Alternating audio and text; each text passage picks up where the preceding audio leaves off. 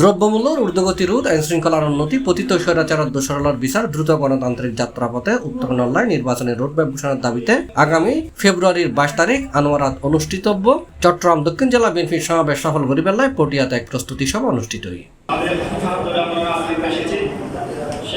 ফেব্রুয়ারি 19 তারিখ বুধবার বিকালে পটিয়া বাইতুল শরফ কমপ্লেক্স উপজেলা ও পৌরসভা বিএনপির উদ্যোগে এই সভা অনুষ্ঠিত হয়।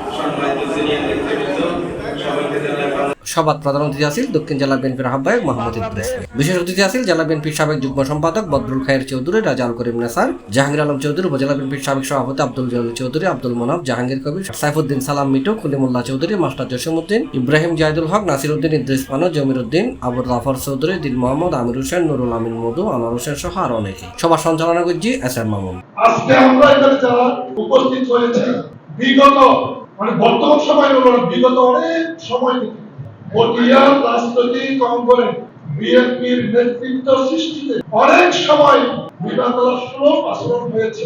এই আত্মবিশ্বাস নিয়ে আজকে এখানে উপস্থিত হয়েছি।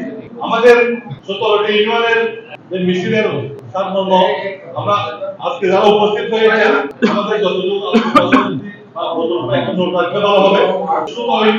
কোথায় পরিপূর্ণতা আছে, কোথায় গ্যাপ আছে, এটা আমাদের রাখতে হবে। আপনার পৌরসভার শুধু 9টি ওয়ার্ডের মধ্যে দায়িত্ব আছে নেতৃত্ব, 9টা ওয়ার্ডের মধ্যে গ্যাপ কোথায় আছে এটা সিলেকশন না করে পৌরসভা বিভাগ আকারে একটা মিছিল পরিপূর্ণতা পাবে না।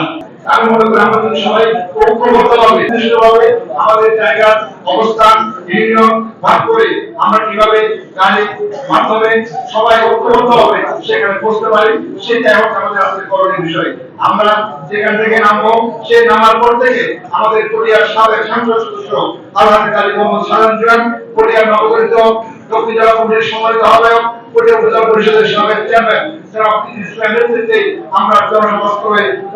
প্রধান অতিথির বক্তব্য ইদ্রিস মিয়া হই বিএনপির নেতৃত্বে এই বাংলাদেশ আবার সামনের দিকে এগিয়ে যাবে এই লক্ষ্য সামনে রেখে আমাদের দলের ভারপ্রাপ্ত চেয়ারম্যান তারেক রহমানের নেতৃত্বে আমরা সবাই ঐক্যবদ্ধ হয়ে আগামী নির্বাচনে ধানের শীষে ভোট দিয়ে ধানের শীষের প্রার্থীকে ভোট দিয়ে আমরা জয়যুক্ত করব।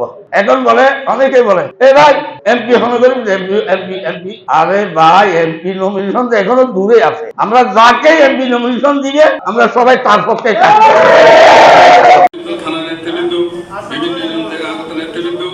C+ TV Chittagong.